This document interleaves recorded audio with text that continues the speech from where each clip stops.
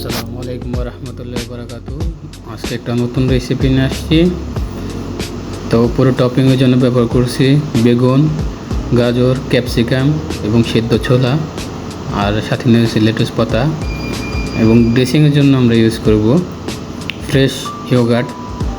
Yogurt দিয়ে নিচ্ছি 3 চা চামচ, এবং সাথে আরও আমরা অ্যাড করব 2 চা চামচ লেবুর রস। লেবুর রস দেওয়ার পরে দিয়ে দেবো সামান্য পরিমাণের লবণ এবং সামান্য পরিমাণের ব্ল্যাক পেপার, এবং তার সাথে অ্যাড করে নেব 2 চা চামচ মেয়োনেজ। এবং মেয়োনেজ দেওয়ার পরে আমরা আরও অ্যাড করে নেব 3 চা চামচ অলিভ অয়েল।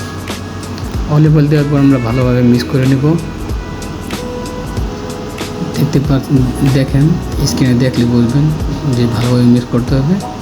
এবং আমি মাস্টার পেস্ট অ্যাভয়েড করছি, মাস্টার পেস্ট ইউজ করি নেই, আপনার চাইলে দিতে পারেন। এবং সাথে অ্যাড করছি গার্লিক 1 পিস। এরপরে ভালোভাবে মিক্স করে নেবেন। ওকে, ভালো লাগলে শেয়ার করবেন, কমেন্ট করবেন। আসসালামু আলাইকুম।